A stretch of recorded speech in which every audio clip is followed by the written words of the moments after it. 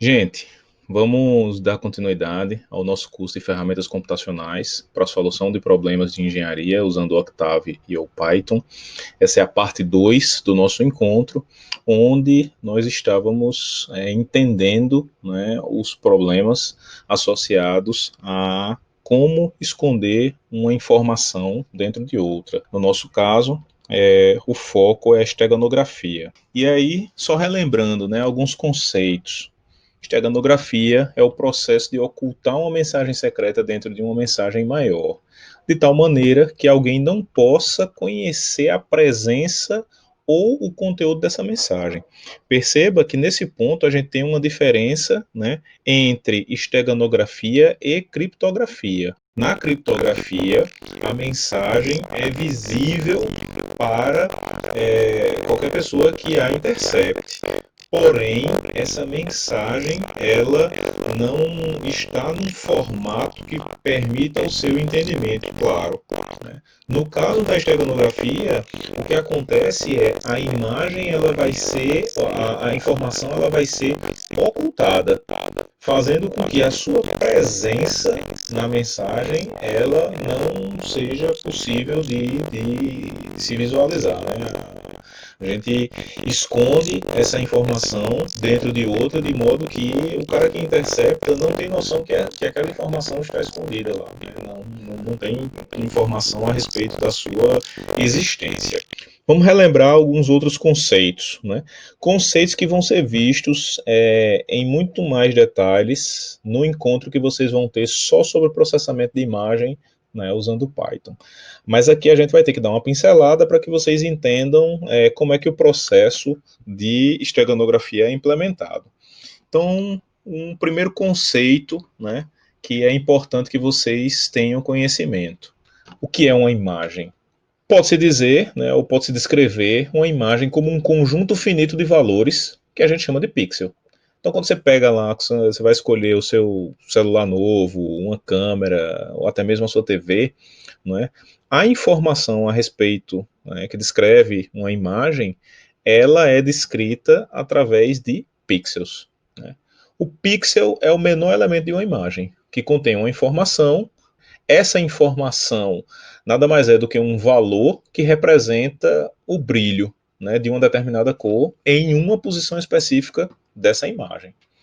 De modo que a gente pode pensar numa imagem como uma matriz bidimensional de pixels, com uma quantidade fixa de linhas e colunas.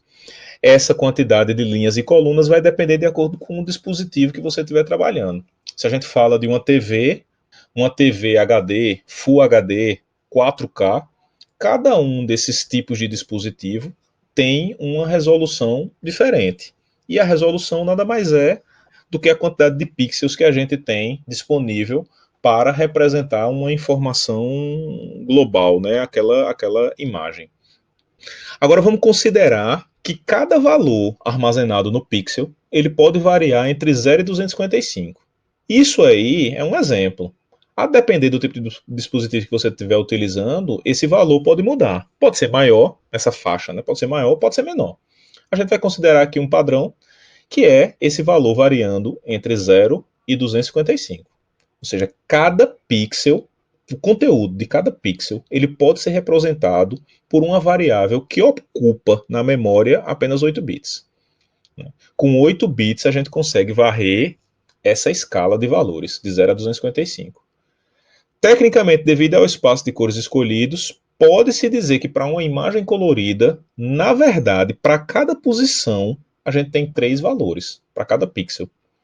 Um valor que vai estar associado a cada cor em um dado espaço de cores. O padrão, né, o espaço de cores mais usual para a gente é o espaço de cores RGB, onde a gente vai ter informações no canal vermelho, né, cada espaço de cor é dividido em canais, então a gente vai ter aqui o RGB, o R representa o canal vermelho, o G o canal verde e o B o canal azul, num total de 24 bits. Né? São 3 conjuntos de 8 bits. E aí, cada um desses conjuntos vai ter uma informação referente àquele canal. Cada um desses conjuntos de bits. Bom, em uma representação com 8 bits, é facilmente observado que a alteração de um bit, a depender da sua posição, pode variar muito ou pouco o valor contido na variável.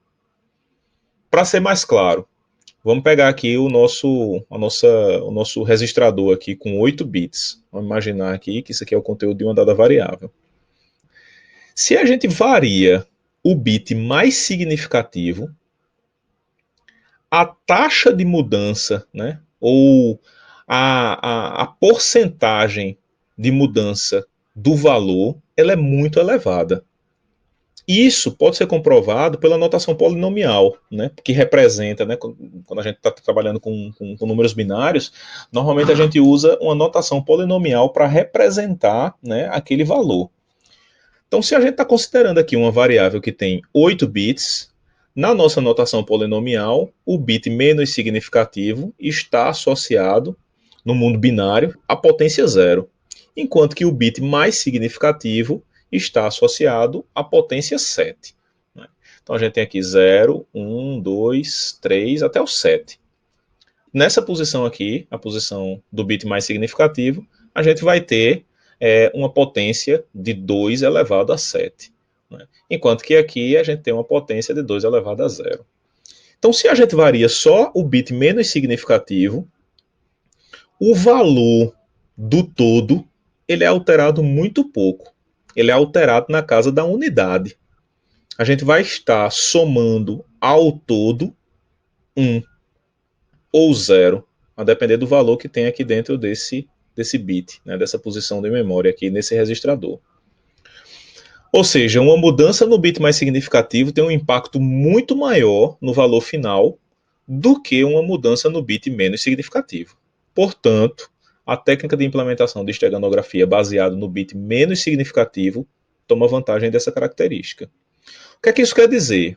Existem várias formas de implementar a esteganografia, mas a mais comum, a disparada, a mais usual, é a técnica que a gente chama de técnica do bit menos significativo, que é a técnica que leva em consideração essa pequena influência que o bit ou os bits menos significativos têm no todo daquela informação que aquela variável está carregando.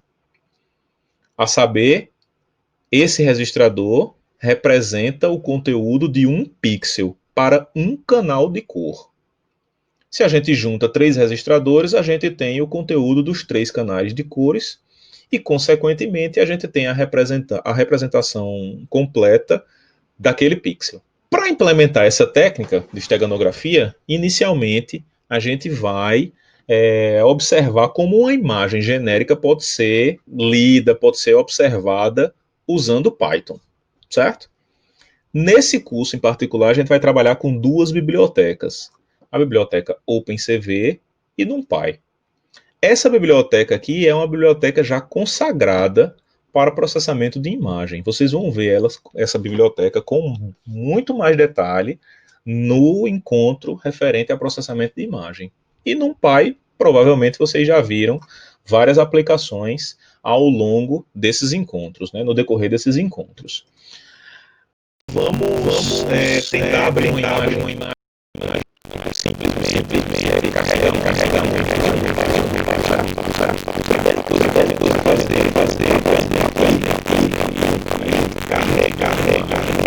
Primeira coisa é dizer ao nosso ambiente, aqui no Colab, onde é que essa imagem está.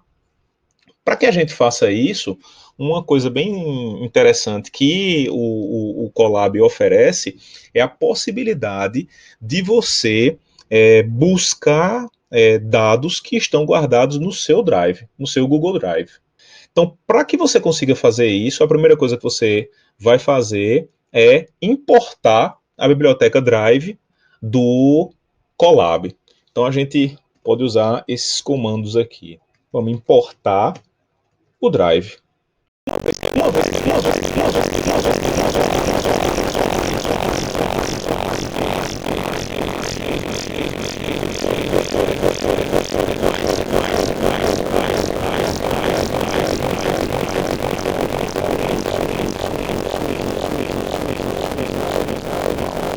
e dizer qual é o caminho que a gente quer montar. Então eu vou colocar aqui /content /drive. Bom, na hora que a gente fizer isso aqui, normalmente o Colab pede para que a gente libere o acesso ao Drive, né, à sua pasta do Drive. Bom, vou executar essa célula e aí fica aqui essa caixa de diálogo onde a gente tem que entrar com esse código de autorização.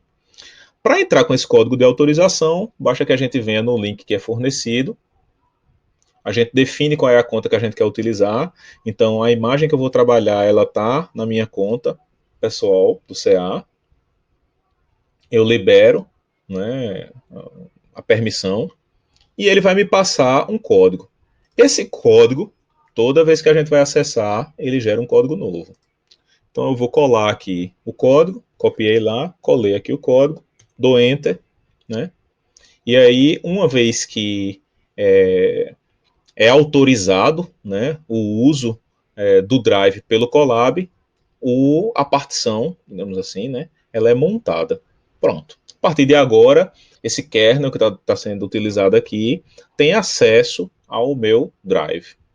E aí a gente vai fazer uma leitura de dados, né, ou uma leitura de uma imagem. A gente vai procurar essa imagem. Uma das formas de a gente procurar essa imagem, né, muitas vezes a gente confunde ou a gente tem dificuldade em encontrar, né, as informações que tem no nosso Drive, né, ou o caminho. Aqui, o Python ele lhe oferece um ambiente muito similar ao que a gente, ou que algumas pessoas já veem quando estão trabalhando com Linux, né? Então, se você vier aqui e digitar ls, ele vai listar, né, o conteúdo do seu drive, né? Então, se você observar, aí a gente tem uma pasta drive, né, e uma pasta sample data, né? No nosso caso aqui, a informação que eu tenho interesse, ela está dentro do drive propriamente dito. Então eu vou lá e eu coloco aqui drive barra. Se eu pedir um ls aqui, ele vai mostrar o conteúdo que tem dentro da pasta drive. Dentro da pasta drive eu tenho o My Drive, e aí cuidado, porque quando a gente está utilizando esse comando ls, todas as pastas que têm nomes separados, né, que têm nomes compostos, digamos assim, né, eles precisam estar com o nome entre aspas. E isso é uma coisa que se tem que ter muito cuidado. Por quê? Porque quando a gente usa as rotinas para abrir arquivo ou escrever arquivo, isso não é necessário, né? Então, uma simples aspa pode fazer com que você perca uns 40 minutos aí tentando identificar o problema, né? O porquê é que o seu código não está funcionando. Não me perguntem como eu descobri isso. Vamos continuar aqui, né? Então, se eu vier aqui e colocar my drive, quando eu executar essa célula, né, a gente vai ver o conteúdo do my drive e aí tem uma porrada de arquivos. A gente vai continuar entrando aqui até achar a imagem que particularmente eu tenho interesse, que é uma imagem também já consagrada. Então eu vou abrir aqui vou criar mais uma célula aqui. Vou fechar isso daqui, que isso aqui é spoiler do que a gente vai ver mais na frente. Vou pegar aqui, vou colocar mais uma célula. E aí eu vou fazer o seguinte, eu vou importar a biblioteca CV2, que é a biblioteca do OpenCV, né? E vou importar a biblioteca Matplotlib. Na verdade, vou pegar o pyplot da biblioteca Matplotlib, né, que vai nos permitir plotar a imagem. Aí você pode perguntar, pô, mas o OpenCV não é uma biblioteca tão poderosa? Será que ela não tem uma forma de exibir uma imagem? Tem. Mas no Google Colab, em particular, a gente tem alguns problemas quando vai fazer isso. Então, para minimizar qualquer problema nessa linha, a gente vai trabalhar com o Matplotlib, certo? E aí, carregar uma imagem utilizando o OpenCV é tão simples quanto carregar qualquer arquivo que vocês fatalmente já fizeram para trabalhar com arquivos ou com dados utilizando Python. Nesse caso em particular, eu vou definir uma variável imagem e vou pedir para que essa variável seja atualizada com o conteúdo de uma imagem. E como é que a gente lê essa imagem? A gente vai trabalhar com a função imread, né? E aí eu vou passar o caminho onde está a imagem que eu quero ler. O caminho, já fiz minha colinha aqui, o caminho que tem a imagem é esse aí. E a imagem que a gente vai carregar, né, é a imagem da Lena, né, que é uma imagem muito clássica nessas aulas de processamento de imagem. Vocês vão ter mais contato com a imagem da Lena no futuro. Bom, como é que a gente faz para efetivamente plotar essa imagem, né? Então, primeiro vamos simplesmente carregar essa imagem, né? Então eu vou executar essa célula aqui.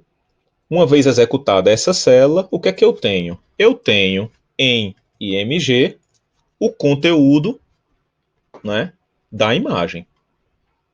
IMG é uma matriz. Essa matriz, se vocês observarem, para cada posição ela vai ter 3 valores.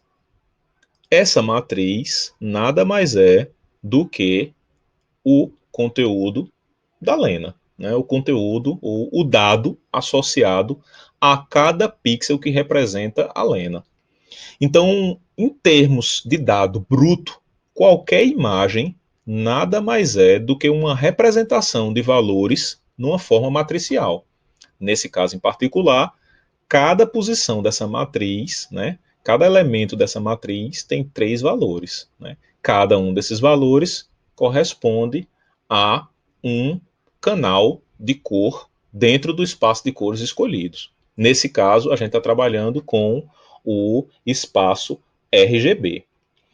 No caso, em particular, do OpenCV, a gente vai precisar fazer uma pequena mudança. Por quê? Porque o OpenCV, por default, ele inverte 2 canais. Então, ao invés de a gente trabalhar com RGB, o OpenCV, quando ele carrega uma imagem, ele carrega no formato BGR. E aí, o que é que a gente precisa fazer para mudar isso? Nesse caso em particular, é bem simples. Nesse caso em particular, a própria biblioteca ela já tem uma função que permite você fazer essa conversão. Então, eu vou criar uma nova variável aqui, vou chamar essa variável de img RGB, dado que a img natural aqui, essa primeira img, ela vai estar em BGR, e aí tem uma coisa interessante, ó, quando a gente coloca o mouse em cima, se vocês observarem, ele já diz o shape, né, ele já diz o formato desse array NumPy. Né? É um formato de 512 por 512 por 3. Então, nós temos 3 matrizes, a grosso modo, de 512 por 512 elementos. Cada uma dessas matrizes representa um canal de cor. Então, beleza. Prosseguindo aqui. Como é que eu faço para reverter, né, essa ordem? Né? Só para deixar o RGB. Né?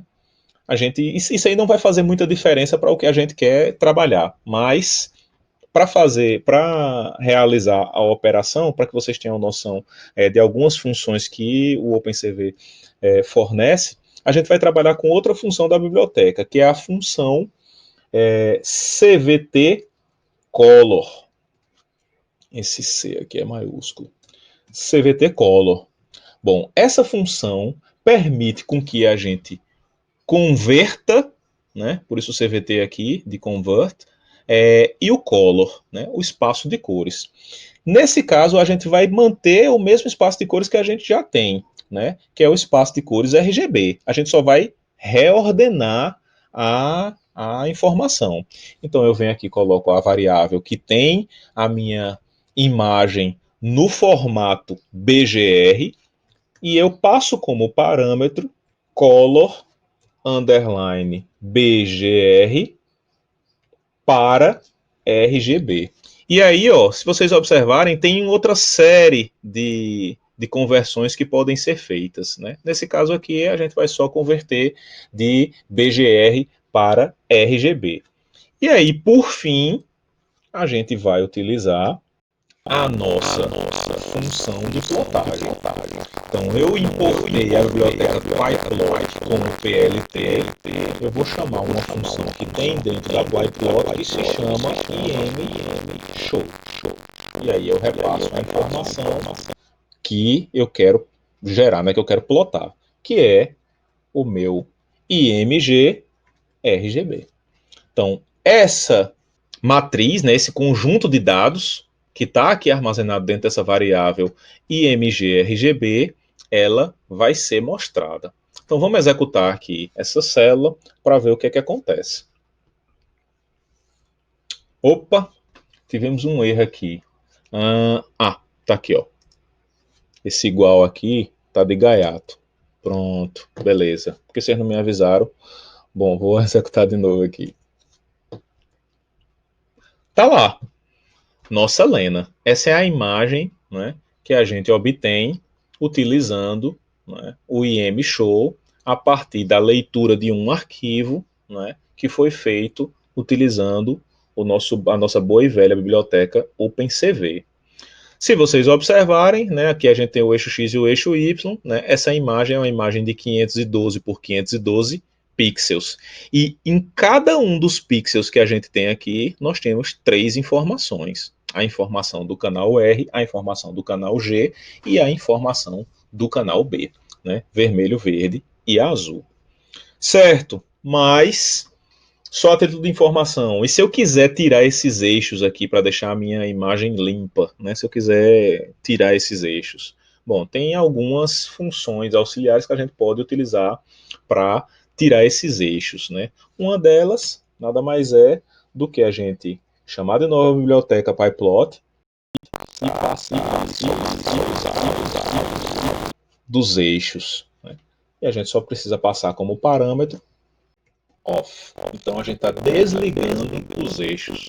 Pronto, se a gente executar de novo esse comando aqui, essa célula aqui, você vai ver que a nossa imagem aparece bonitinha, sem os eixos, né? Quando é imagem, normalmente a gente suprime essa informação aqui, né? A não ser que essa seja uma informação sensível, a gente realmente dependa de visualizar, às vezes, uma posição, uma área, né? Vocês vão ver em processamento de imagem que muitas vezes a gente precisa selecionar uma dada área na imagem. Só que olhando a imagem assim, sozinha, a gente não tem muito noção de em que faixa de pixel aquela característica da imagem se encontra. Então colocar os eixos, às vezes colocar um grid, isso facilita bastante na hora que a gente vai trabalhando com a imagem. Certo? Bom, uma vez que a gente já viu a imagem, se por um acaso a gente já plotou aqui o conteúdo de IMG RGB, a gente já viu que isso aí nada mais é do que uma matriz de dados, né? Se eu vier aqui de novo, botar print IMG RGB e executar de novo essa célula, você vai ver que a gente isso aqui é o que esse conjunto de dados representa, né? E aqui são os dados crus, né? Então aqui é o conteúdo que cada pixel está armazenando. Então vamos fazer algumas brincadeiras com as imagens para que a gente possa entender melhor aquele conceito associado a pixel, né? E não só isso, o conceito que está associado à mudança de um bit mais significativo ou menos significativo em uma dada imagem. Beleza, vamos começar a fazer umas brincadeiras. Primeira coisa que a gente precisa lembrar, vamos ver um exemplo que envolva bit mais significativo e bit menos significativo. Primeira coisa que a gente tem que lembrar, novamente, né, a gente precisa considerar a notação polinomial para a representação de um número com 8 bits. Que notação polinomial é essa? Bom, deixa eu pular aqui uma linha para deixar isso aqui bem separadinho, facilitar a nossa visualização. Bom, o que é que a gente tem? A gente tem aqui, né, na notação polinomial, o valor do pixel ele é expresso pela soma desse polinômio, onde cada um dos termos desse polinômio é representado pelo valor de um daqueles bits, onde o termo mais à esquerda do polinômio é multiplicado pelo bit mais significativo e o termo mais à direita do polinômio é multiplicado pelo bit menos significativo. Se a gente somar as contribuições de cada bit aqui de acordo com a notação funcional aqui polinomial da nossa base, né, que é a base binária, a gente vai ter o valor do pixel, né, ou o valor daquele canal de cor, se a gente estiver trabalhando só com um dado canal de cor, obviamente. Então, massa. Quanto é? Aqui eu só expressei aqui os valores, né, das potências de 2. Então, aqui o primeiro bit, né, ou o bit menos significativo, ele é sempre vezes 1, né, porque é o 2 elevado a 0. E nesse caso, como são 8 bits, o bit mais significativo, ele é sempre vezes 128, certo? Bom, o que é que acontece quando a gente leva em consideração esses aspectos na hora de trabalhar com a imagem? Bom, vamos inserir mais uma célula aqui e vamos começar a fazer alguns códigos. Primeira coisa que a gente vai fazer, né? Eu vou importar, já que eu vou trabalhar com, com essas matrizes, eu vou importar a biblioteca NumPy, já que eu não trabalhei não operei esses dados anteriormente, e eu vou começar a operar com essas matrizes. Primeira coisa que eu vou fazer, eu vou definir uma variável auxiliar, né? Vou chamar aqui de... Esse passo a passo aqui bom, vai depender de como vocês querem fazer os testes ou a programação. Esse passo intermediário aqui, ele não necessariamente é obrigatório. Eu vou definir uma variável aqui para que eu não mexa na minha variável IMG-RGB. Então, eu vou definir uma variável auxiliar aqui, já que a minha variável IMG-RGB está com o dado original da Lena, eu vou manter essa variável sem alteração. Então, eu vou passar aqui o conteúdo de IMG RGB para essa variável IMG2 e vou definir uma nova variável, a variável IMG3, que nada mais é do que IMG RGB mais 1. A pergunta que não quer calar, né? Por que mais 1? Né? Somar mais 1 ao dado corresponde a você alterar minimamente a imagem. Nada mais é do que eu acrescentar o valor desse polinômio aqui em uma unidade. Qualquer que seja o valor desse polinômio aqui, se eu somar ele mais 1, isso significa alterar única e exclusivamente esse bit menos significativo. Então, se eu estou somando aqui, se eu estou somando mais 1 a esse conteúdo aqui, isso representa, né, é muito semelhante, é similar a você alterar esse bit menos significativo aqui, certo? É só um exemplo, para a gente ver qual é o impacto de somar mais 1 ao todo desse pixel, né, ao conteúdo, ao valor desse pixel, certo?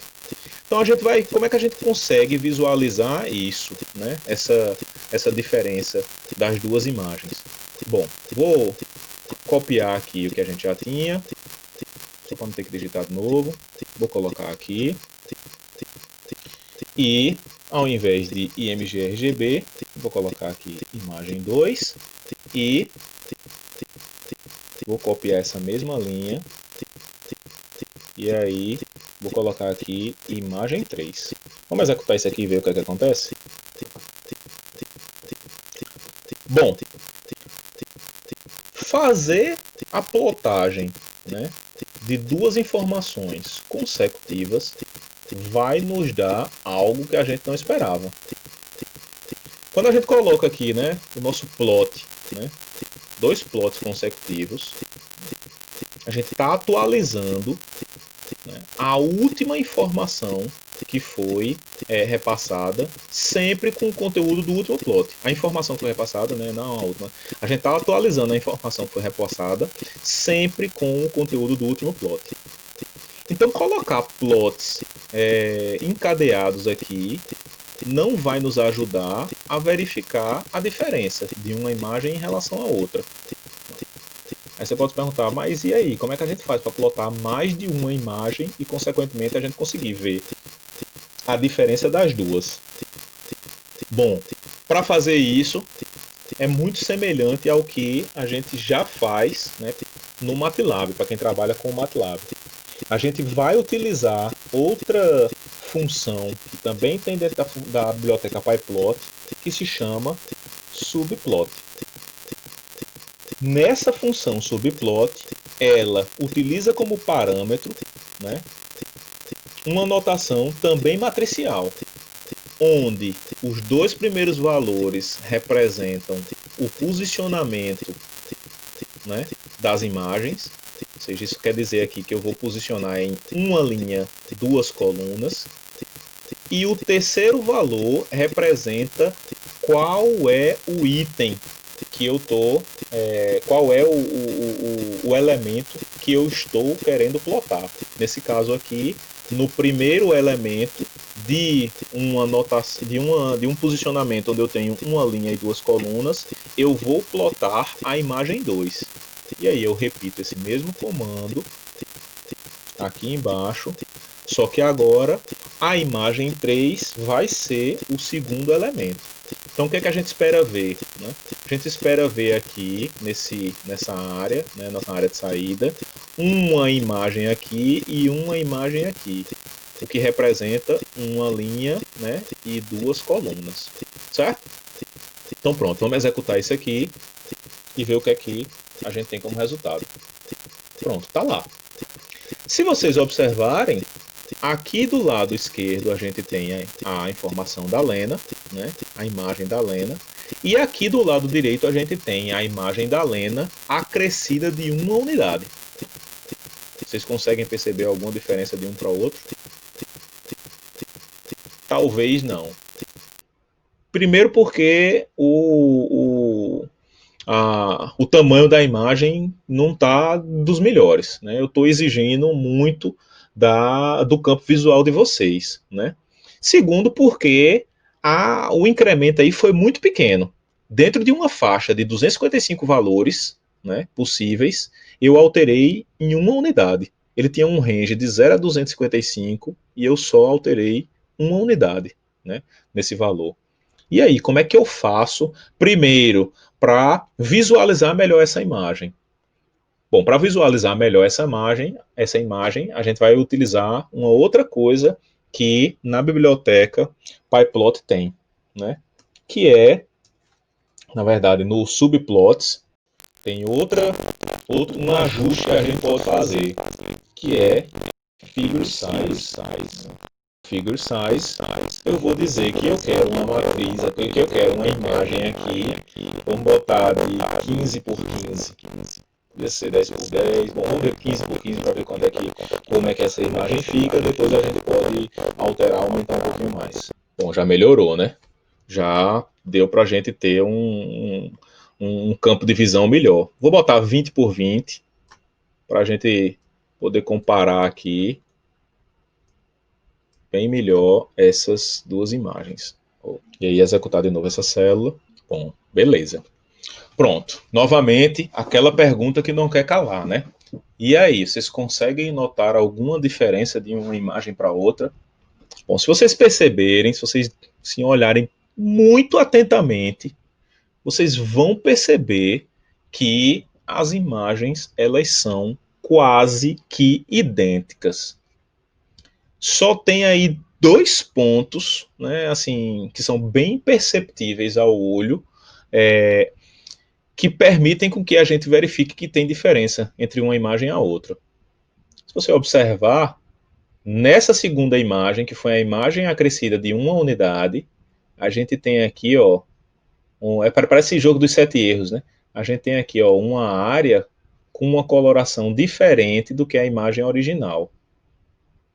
Essa mesma característica aparece também aqui, ó, no chapéu dela, né? Nessa área da imagem, né? Bem aqui, ó, a gente tem um pontinho verde, aqui assim esverdeado, né? Por aqui também, alguns pontinhos, né? Vai depender muito da qualidade Talvez, dependendo de como esse vídeo fique renderizado dessa aula, né, talvez vocês nem consigam identificar essa diferença, né? Essa mais aqui no chapéu, mas aqui dá para perceber bem.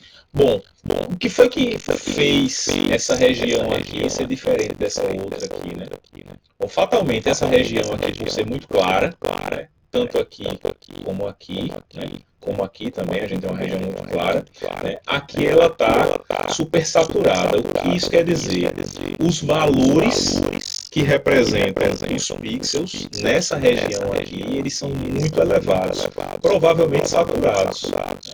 Então, estão já próximo do 255. E aí, quando a gente soma com talvez alguns desses valores aqui, né, eles estourem. E aí, estourar os valores você somar mais a um valor que já estava saturado. Então, você vai ter um valor errado aqui, né, quando você realiza essa soma. Isso aqui de visualizar, né, essas duas imagens. Somar o conteúdo original permitiu ver que a influência de uma unidade, do acréscimo de uma unidade a uma imagem original, altera de maneira quase que imperceptível. Mas o que é que aconteceria se ao invés de somar ou seja, de eu mudar apenas no finalzinho do nosso polinômio, se eu começar a alterar aqui o início? O que é que acontece se eu pegar essa segunda imagem aqui e somar 127? Bom, percebam que isso aí não quer dizer alterar esse bit mais significativo aqui não. Somar 127 ao conteúdo da imagem original quer dizer que eu vou estar deslocando todos os pixels, né, o conteúdo de todos os pixels, em 127 unidades. Qual é o impacto disso aí? Bom, vamos voltar aqui ao conteúdo cru, né? Se vocês observarem, vão existir pixels cujo conteúdo é menor do que 127, e aí, consequentemente, somar 127 a isso aqui não vai provocar nenhum estouro. E existem pixels cujo conteúdo já é naturalmente acima de 127. A esses pixels, quando a gente soma 127 a todos eles, a gente vai ter um estouro. E o que é que isso gera na imagem? Bom, vamos ver. Vamos executar essa célula aqui e ver o que é que acontece.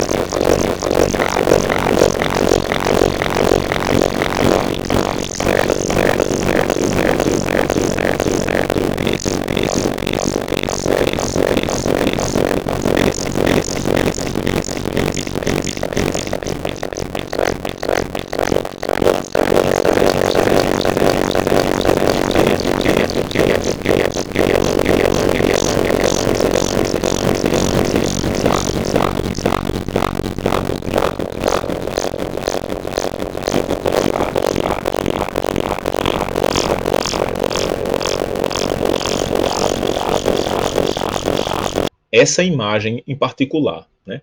Eu vou colocar aqui uma função que a gente usa, né? E aí eu vou chamar a nossa biblioteca NumPy e vou verificar qual é o valor máximo que img3 assume. Bom, perceba que img3 nada mais é do que a nossa imagem original acrescido de 127 unidades. A gente sabe que a faixa de valores que representa os pixels, ele vai de 0 a 255. Então, quando eu somo 127, o que é que acontece com os valores, né, que vão ficar guardados dentro dessa variável? Bom, se você observar, o máximo valor que é armazenado dentro de img3 é 255. Ele satura. E é por isso que a imagem fica com esse aspecto, né? O que corrobora para aquilo que a gente já tinha visto, né? Tá vendo aqui, ó, que todas essas regiões aqui que estão super saturadas, elas estão com um tom meio esverdeado. Isso foi o que aconteceu só naquele cantinho aqui, né?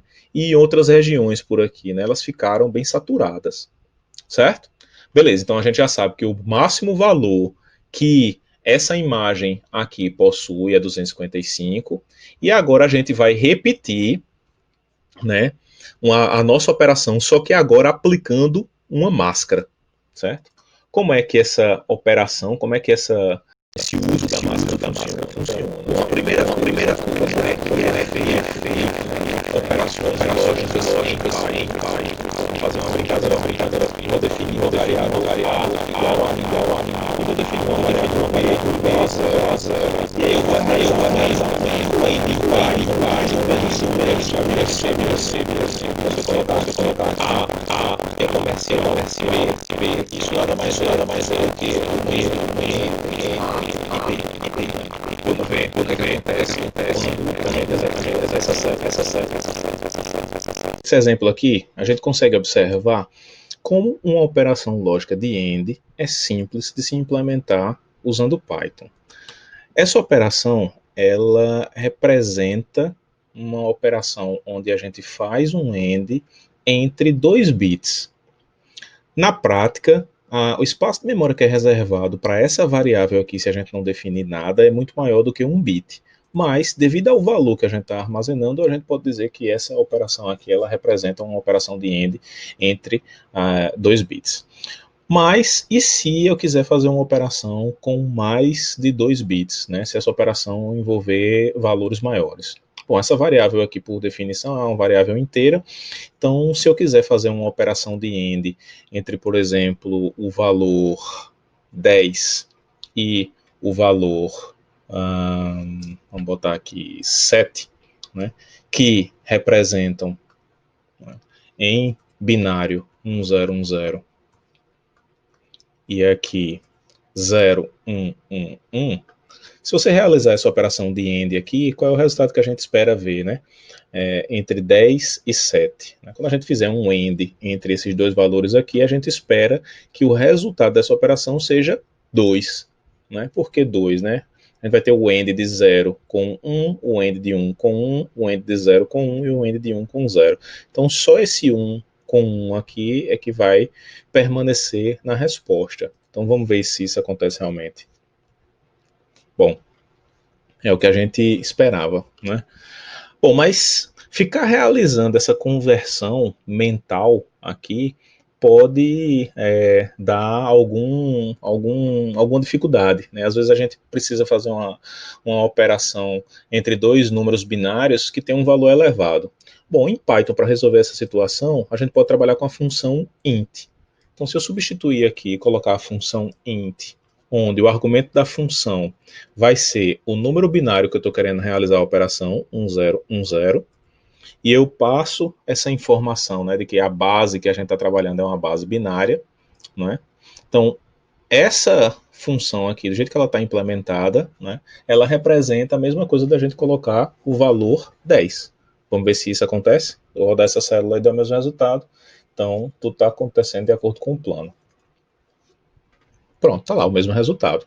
E 7. Basta que eu pegue aqui essa mesma função, repita aqui e coloque o outro valor que eu queria. Né? O 7, 0, 1, 1, 1. Então tá lá. Bom, vamos fazer mais outra operação aqui, só para que a gente finalize esse processo. Vamos imaginar agora que a gente precisa colocar esse valor aqui, que é a nossa máscara. Bom, antes de colocar, né, antes de executar a operação aqui, eu vou executar essa operação aqui com um valor qualquer. Vamos tentar outro valor qualquer aí. Mas antes da gente colocar esses valores, né, surge uma outra dúvida, né? Aqui a gente está fazendo uma conversão entre uma operação de AND entre dois valores binários, mas e se eu não recordar a conversão de decimal para binário? Bom, em Python a gente também tem uma forma de obter esses valores em binário, né? Para que a gente possa substituir aqui. Então eu vou colocar aqui em outra célula uma função que também é utilizada para fazer isso, que é a função bin. Então, se eu quiser fazer uma conversão direta de um número decimal para binário, basta que eu coloque o valor aqui e execute essa célula, né? E aí a resposta sai em binário.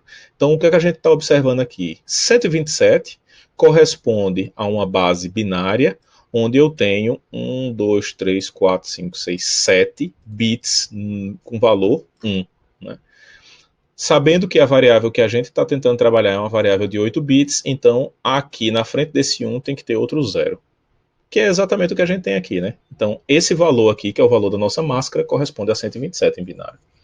O que isso quer dizer? Qualquer número binário que for operado através de um AND com essa nossa máscara, ele vai ter o seu bit mais significativo zerado e vai manter, né, todos os outros valores, todos os outros 7 bits. Então, se eu pegar aqui e realizar uma operação de AND, eu vou botar um número bem aleatório aqui, vou botar 1, 0, 1, 0, 1, 0, 1, 0. Pronto, esse valor aqui. Se eu realizar a operação de AND entre esses dois números binários, o que é que eu espero ver como resposta? Né? Eu espero ver como resposta uma cópia desse número que foi armazenado na variável B, com uma única mudança. O bit mais significativo aqui vai passar a ser 0. E aí a gente vai ter uma resposta. Bom, que resposta vai ser essa? Vai ser um valor, né, que vai estar em decimal. E aí o que é que eu quero? Eu quero saber o resultado desse valor em binário. Bom, vamos ver primeiro qual é o valor que dá em decimal. O valor em decimal é 42. E aí vamos ver o que é que acontece quando a gente converte para binário o valor 42. Bom, se vocês observarem, né, o resultado que a gente tem aqui, ó, é 101010, né, que nada mais é do que isso aqui, né?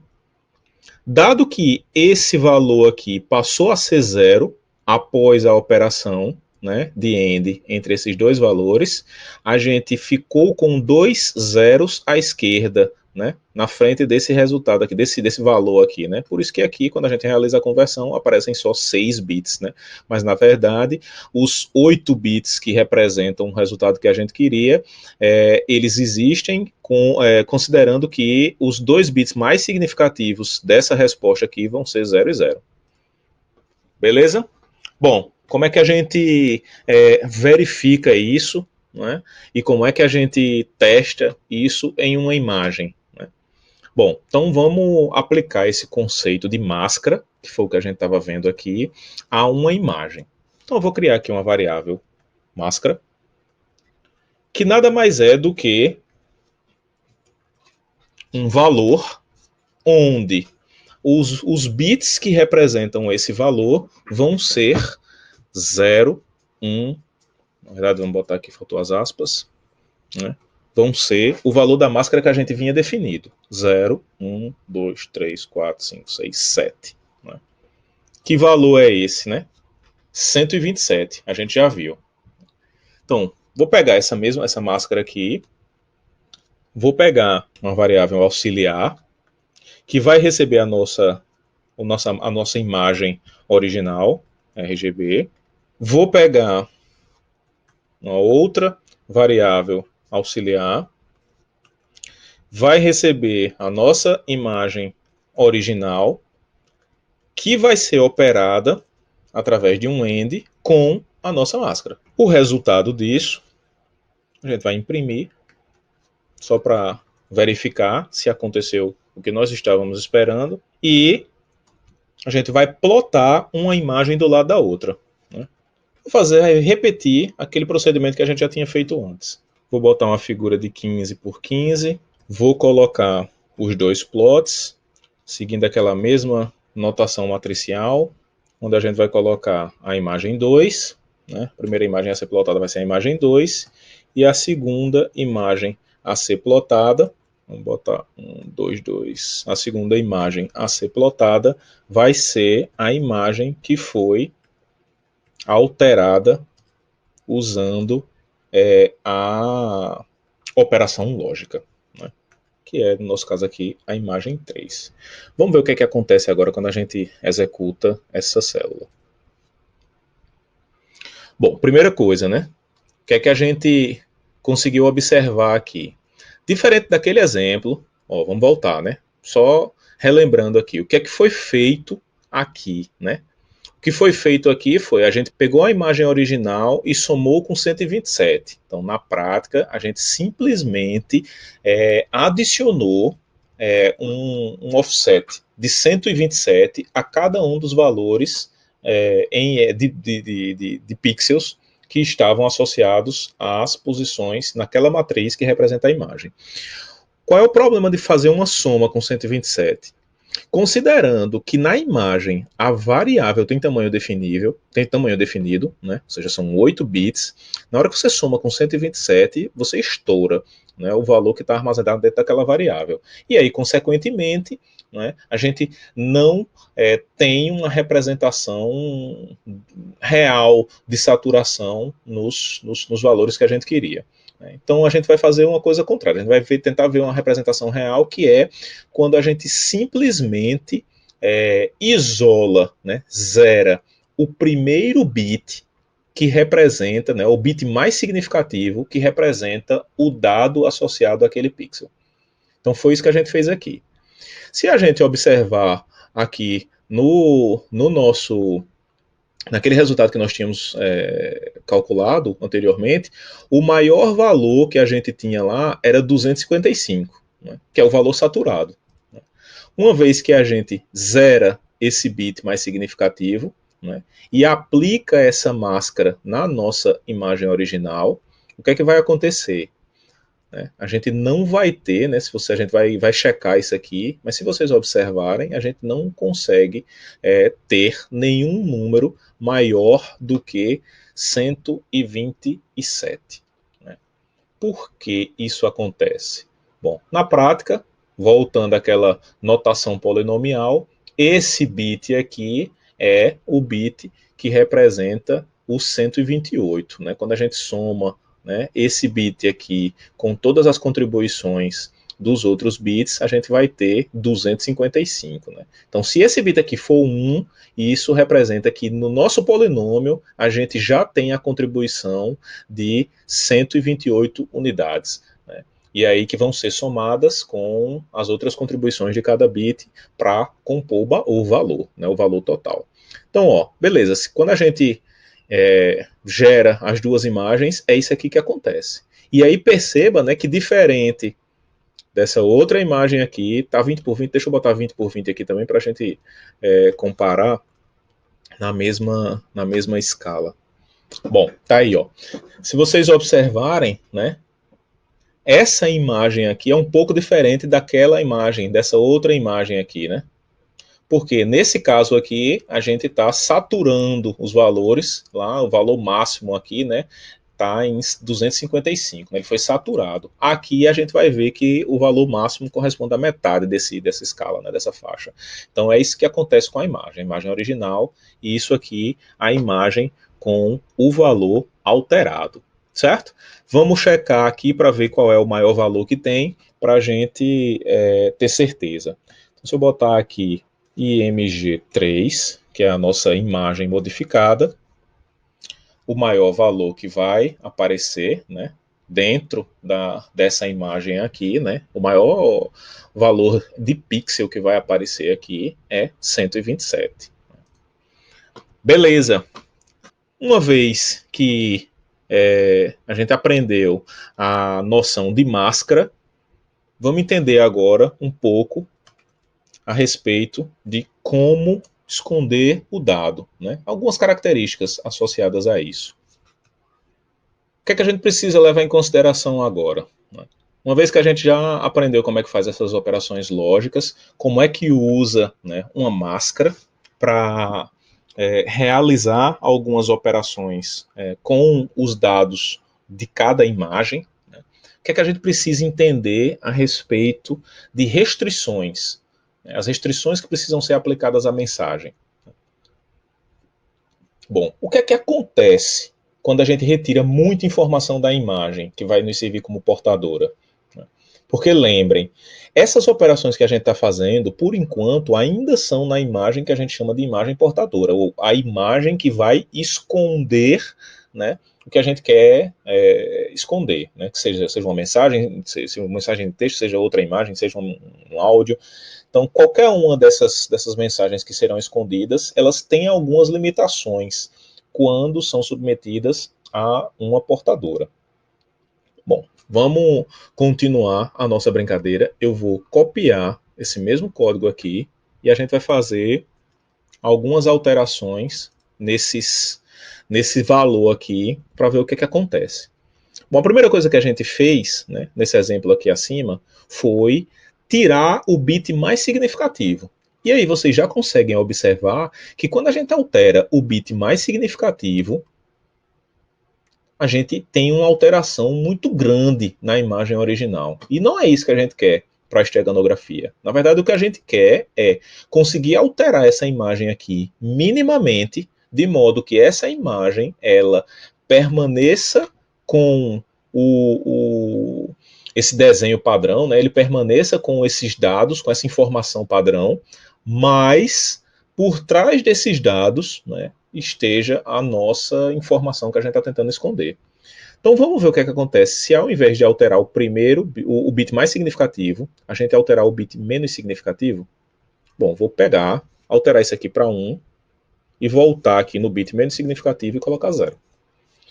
O que é que vai acontecer quando eu aplicar essa máscara à nossa imagem original?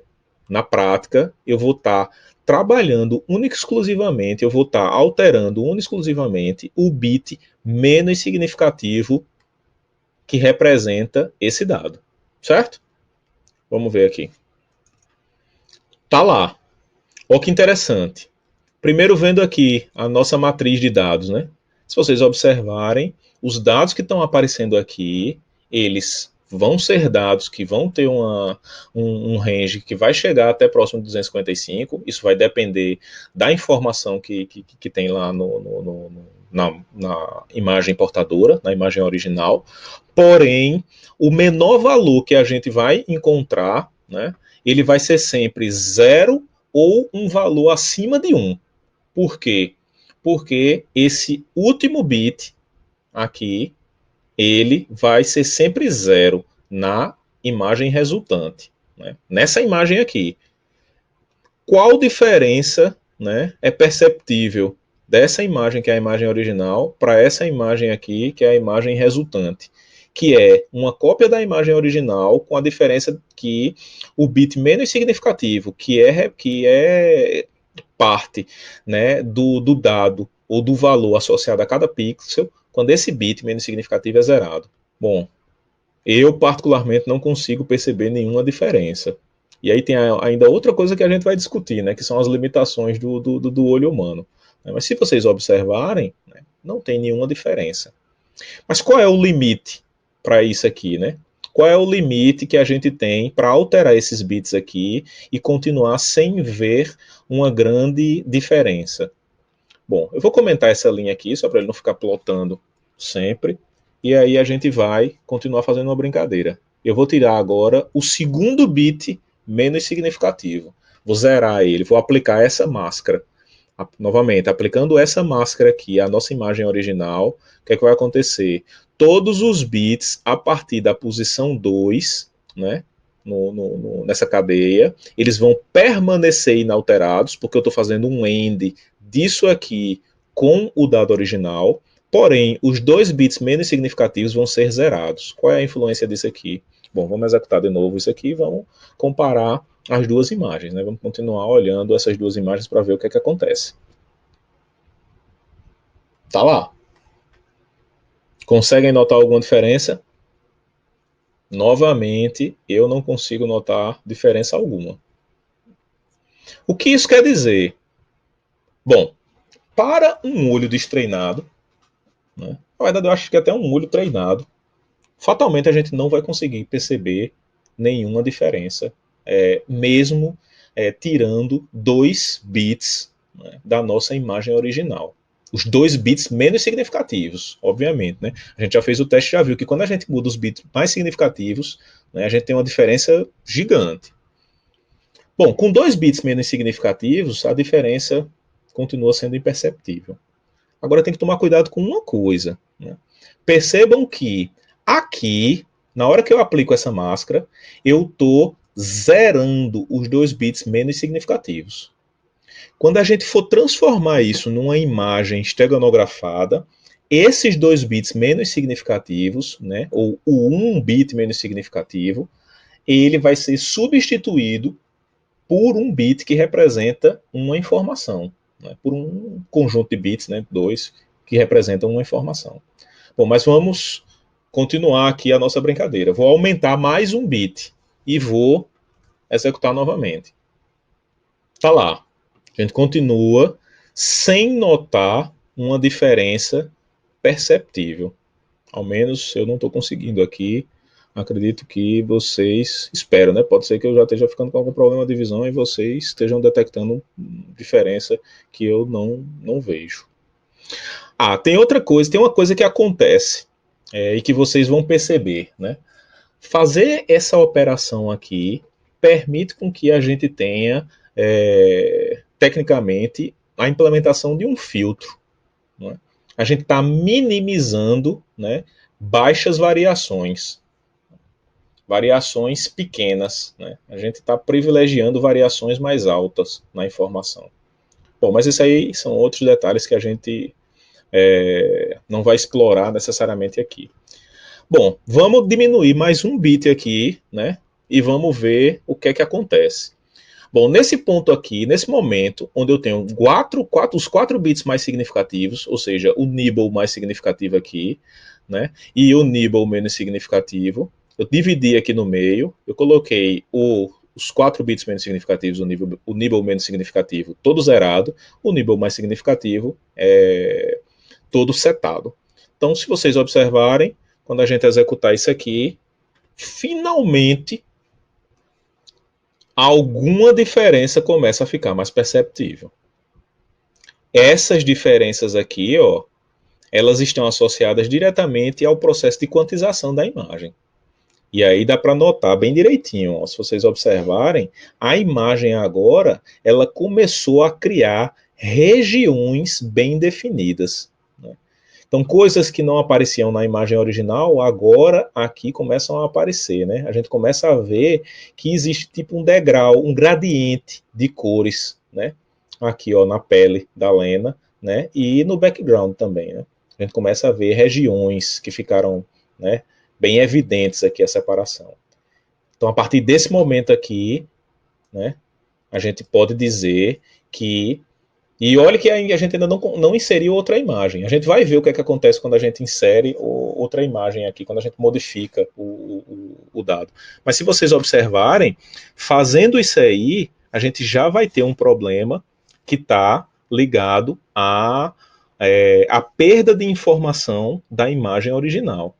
A gente não quer que isso aconteça. A gente não quer perder informação da imagem original. Perder informação da imagem original facilita no processo de detecção de que tem algo errado naquela imagem, né? Então isso aí a gente não quer. A gente quer sempre manter a imagem escondida de modo que ela não possa ser detectada com o olhar da pessoa que interceptou essa mensagem. Certo, vamos partir do simples. Vamos modificar a imagem da Lena, né, só para que a gente entenda bem como é que são esses limites, né? Vamos entender o que é que acontece quando a gente aplica uma máscara de modo que a imagem resultante ela tenha todos os seus bits zerados ou todos os seus bits setados. Vamos ver o que é que acontece. Então, para fazer isso aqui, eu vou criar mais uma variável auxiliar, né?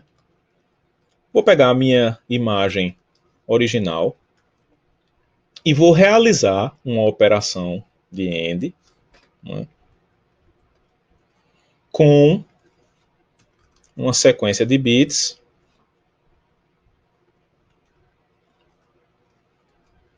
onde esses bits aqui vão definir, né, o que é que eu quero fazer, se eu quero zerar ou se eu quero resetar.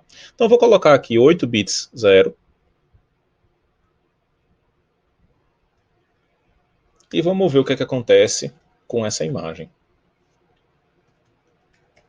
Com essa imagem resultante, né? Bom, só para resumir, o que é que eu estou fazendo aqui, né?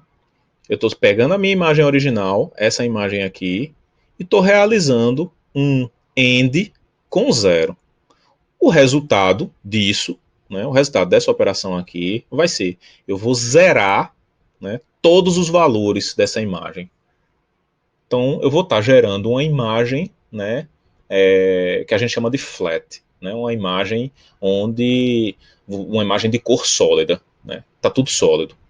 Então, o que é que acontece? Vamos lá, vou executar essa célula, e é isso aí que acontece. Então, a nossa imagem da Lena, quando todos os valores são 0, assume esse padrão, né? Então, é uma imagem escura, uma imagem preto.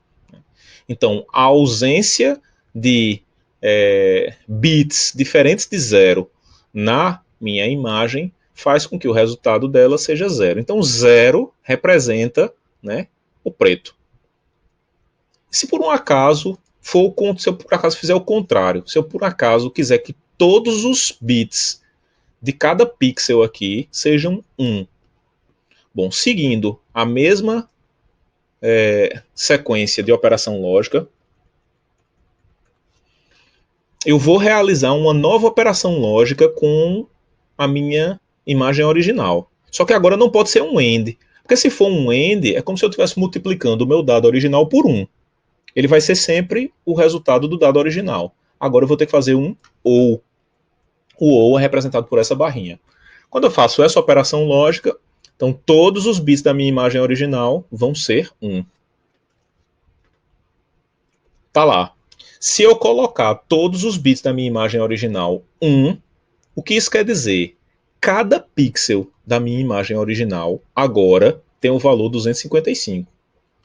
255 é o branco. E aí percebam, isso aqui está sendo feito para cada canal. Se isso aqui fosse feito para apenas um canal, a gente ia ter simplesmente a anulação de uma das cores. Né? Na verdade, a gente ia ter a saturação, nesse caso aqui, de uma das cores. Né? Se eu colocasse, fizesse aquele end de novo com 0, aí eu ia ter a anulação de apenas uma das cores, né? Caso você fizesse isso para um único canal. Certo? Bom, vamos aprender uma outra coisa aqui que o OpenCV permite com que a gente faça e que vai nos ajudar, né, no nosso processo de esconder uma mensagem, né, dentro de uma imagem. Bom, a gente vai trabalhar aqui com uma função do OpenCV que se chama putText.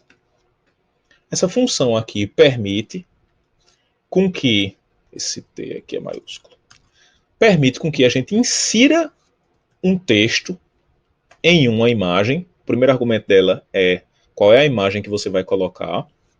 Depois, você diz qual é o texto que vai colocar. O próximo argumento é a posição onde esse texto vai aparecer. Então, eu vou colocar aqui. Vamos colocar por volta do meio da imagem, né? Colocar por volta do meio da imagem, eu vou colocar no X na posição 100 e no Y na posição 255. O próximo argumento é o tipo de fonte que vai estar sendo utilizada. Esse tipo de fonte tem uma tabela. Eu vou utilizar uma das mais comuns. Após a definição do tipo de fonte, tem um pontinho aqui. Após a definição do tipo de fonte, a gente vai para a definição da escala, né, um ganho que ele vai dar no tamanho da fonte. Eu vou manter aqui unitário. E aí a gente vai definir a cor dessa fonte. E é aqui, nesse ponto, eu vou deixar ele aqui, vou primeiro passar para os outros parâmetros, e depois a gente vai voltar para esse parâmetro da cor, que é um parâmetro mais importante. Esse próximo parâmetro é a espessura da linha, né, com que ele vai representar essa fonte. Né, então, uma fonte mais grossa, uma fonte mais fina. Né, e aqui, esse próximo parâmetro é um parâmetro que vai definir o tipo da linha. Né, o tipo da linha que vai ser utilizado para escrever a fonte. Então, essa linha pode ser uma linha contínua, pode ser uma linha tracejada, depende muito do tipo da linha que a gente coloca aqui. Mas vamos voltar para esse parâmetro aqui, que é o parâmetro cor da fonte. O que é que acontece quando a gente altera esse parâmetro cor da fonte? Quando a gente altera esse parâmetro cor da fonte, a gente vai estar alterando efetivamente como essa fonte, com que cor essa fonte vai aparecer na nossa imagem. Essa informação é a informação que a gente vai utilizar para esconder um dado texto na nossa imagem. A depender do valor que você colocar aqui, esse valor vai precisar de mais ou menos bits para ser representado. Se eu colocar uma fonte aqui, se eu quiser que a fonte que apareça seja uma fonte branca, eu tenho que saturar os 3 canais de cor. Então eu coloco aqui, ó, 255, 255, 255. Pronto, vamos ver o que, é que a gente obtém como resultado quando a gente executa essa célula. Bom, tá lá. Esse é o resultado. Bom, se vocês perceberem, a gente não está vendo texto nenhum. Mas por que a gente não está vendo texto nenhum? Porque a gente está pedindo para imprimir, né, um texto na nossa imagem com a cor branca, que é a saturação dos 3 canais de cores da imagem, do RGB. Se o fundo já é branco, a gente não consegue perceber nada. Então o que é que eu vou fazer? Eu vou realizar novamente aquela nossa operação de AND, bem aqui. Não, na verdade eu não preciso fazer isso aqui. Vamos fazer o seguinte. Ao invés de... A gente vai alterar esse negócio aqui de novo. Ao invés de colocar a fonte branca, se eu já sei que 0 representa o preto, eu vou colocar a cor preta. E aí vamos executar de novo isso aqui e vamos ver se aparece o nosso texto. Tá lá, nosso texto, teste de esteganografia. Né? E eu só precisei de um bit para representar essa informação. Certo? Bom, se eu quiser fazer o contrário, aí a gente vai fazer uma alteração aqui, né? Vou voltar aqui para um end, vou realizar a operação aqui 00000000, né? Vou realizar esse end com 8 bits zerados. Isso aqui vai fazer com que minha imagem agora fique preta. E agora, se eu vier aqui e colocar 255, 255 e 255, eu vou estar colocando, né, uma fonte branca num fundo preto. Né? A gente ainda, o fundo preto é esse aqui, né? A gente ainda não viu aqui. Vamos executar essa célula e vamos ver o que acontece. Pronto, tá lá. Teste de esteganografia no fundo preto. O que foi que a gente fez? Né? A gente simplesmente pediu para imprimir um texto no fundo preto. Qual é a grande sacada aqui? A grande sacada é, se eu alterar a cor dessa fonte, a depender do valor que armazenar aqui, eu vou precisar de mais bits para colocar a informação que eu quero. A informação que eu quero aqui é esse texto, mas esse texto é representado por uma cor.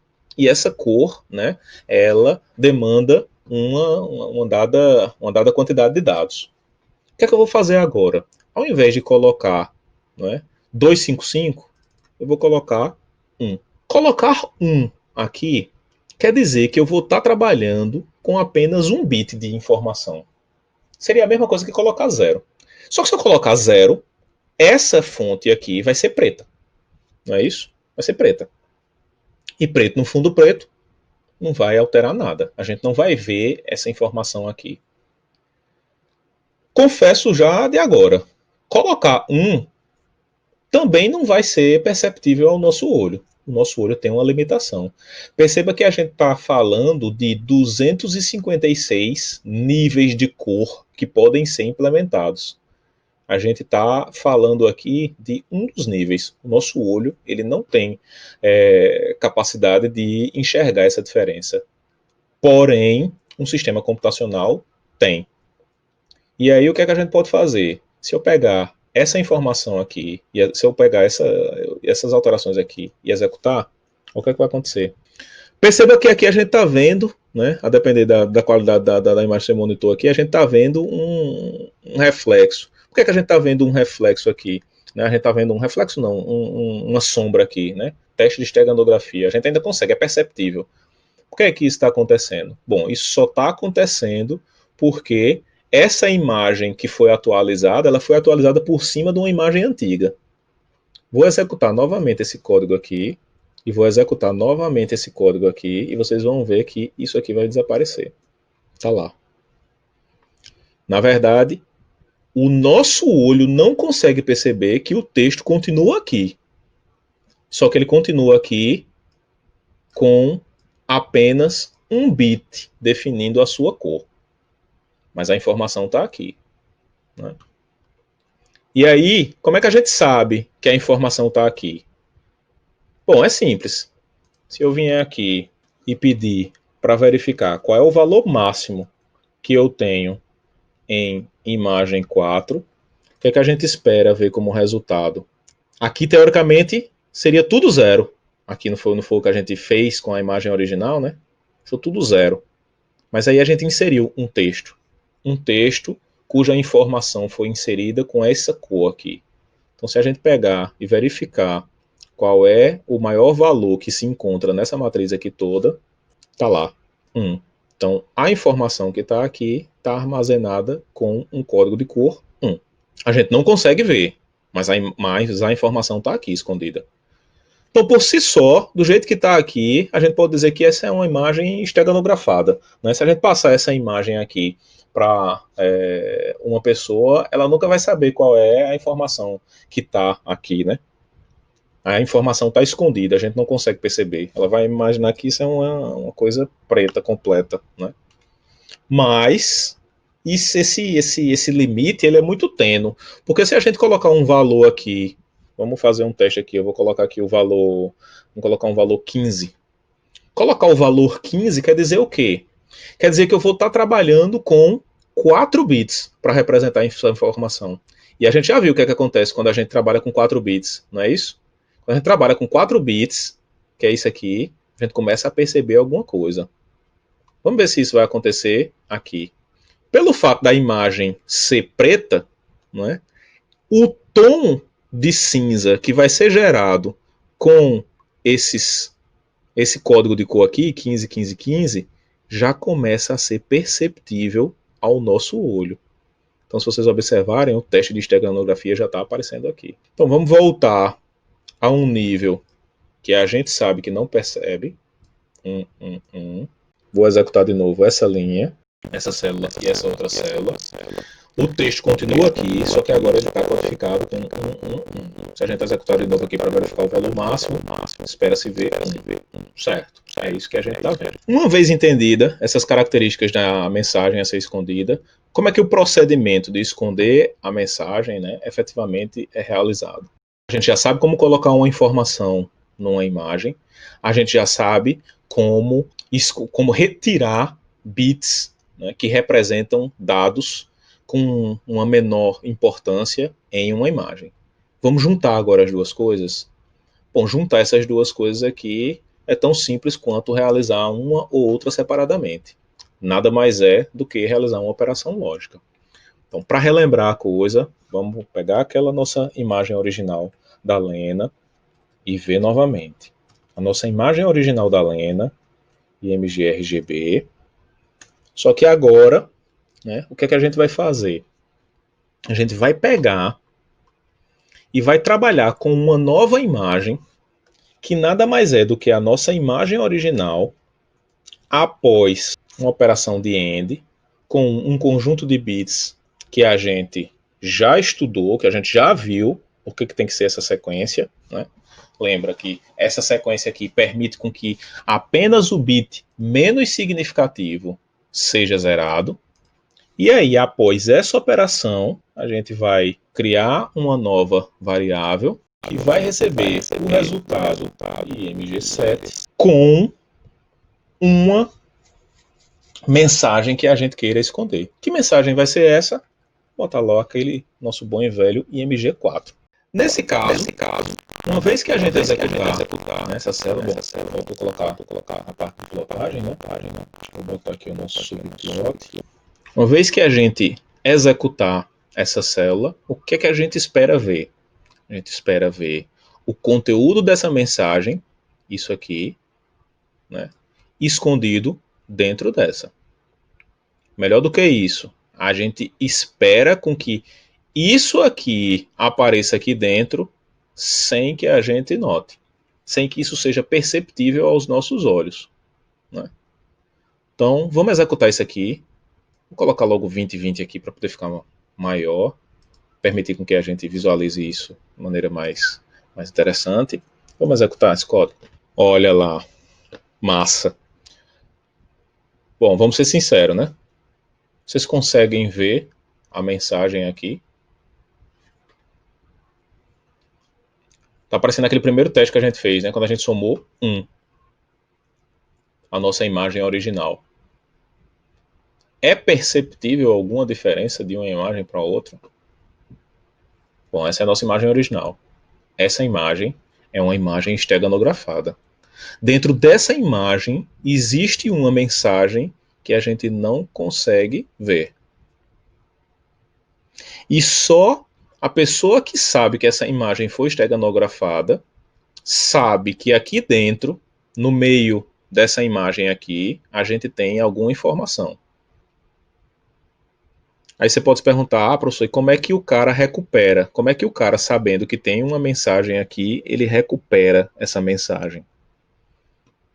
Bom, aí é só fazer o processo inverso.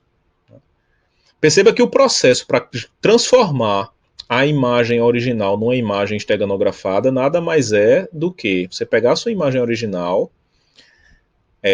eliminar o bit menos significativo de cada pixel, substituir o conteúdo desse bit pelo conteúdo da informação que você quer esconder.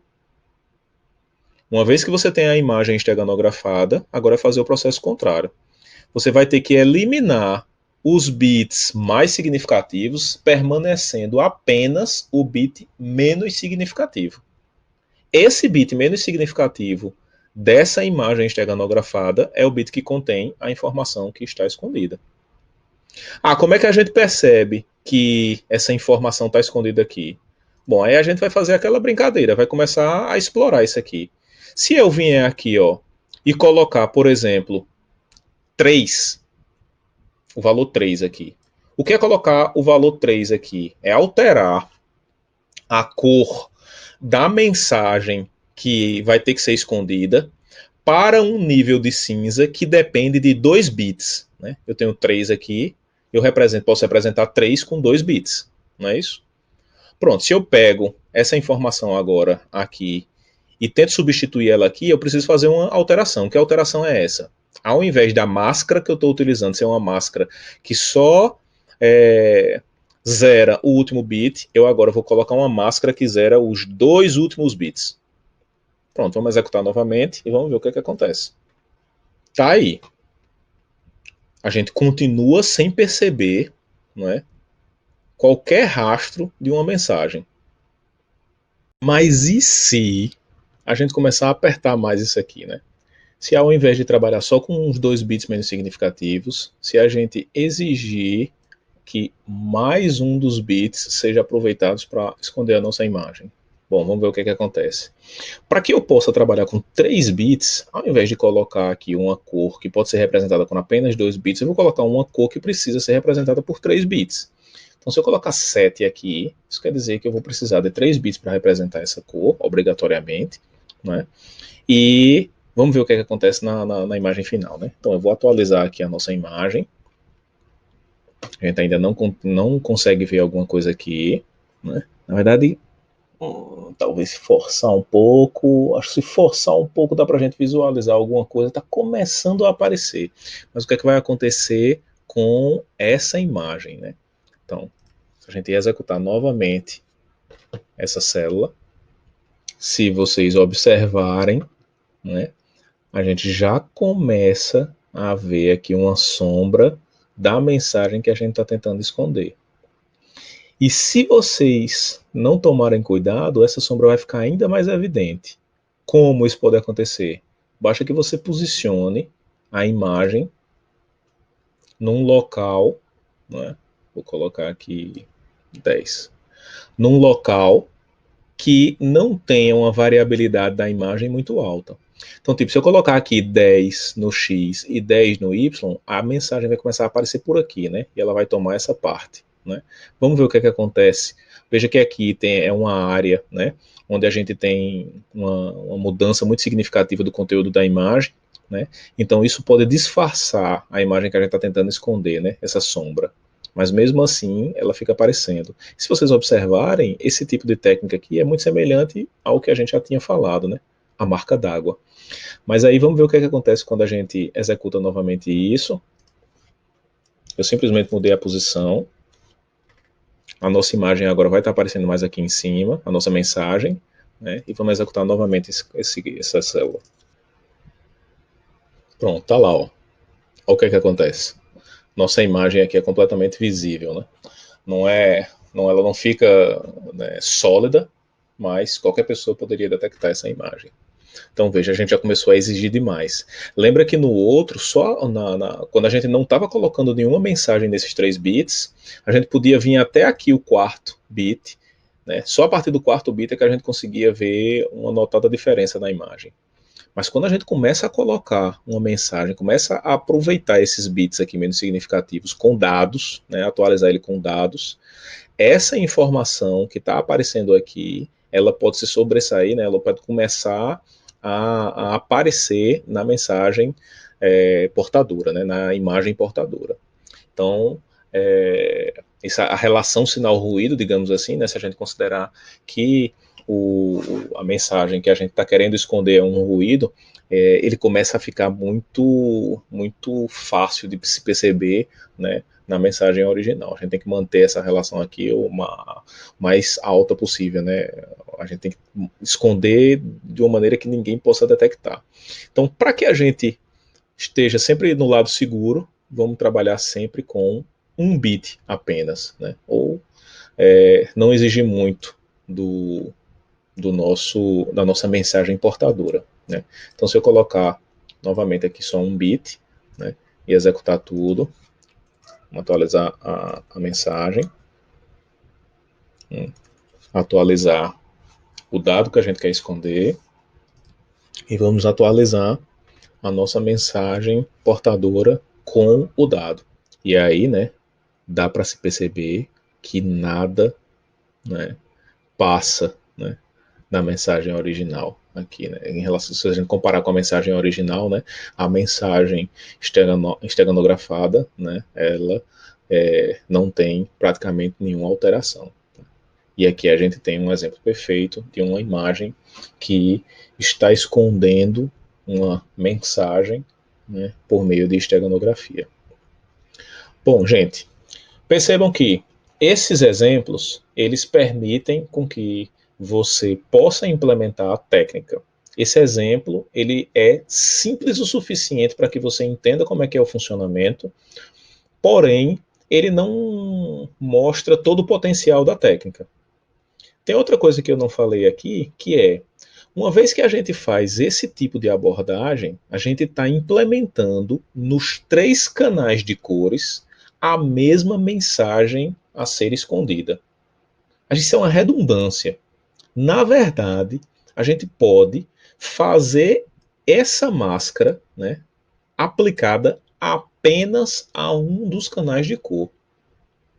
Se a gente fizer isso apenas a um dos canais de cor, vocês vão perceber que a mensagem vai ter um nível ainda maior, né, de digamos assim,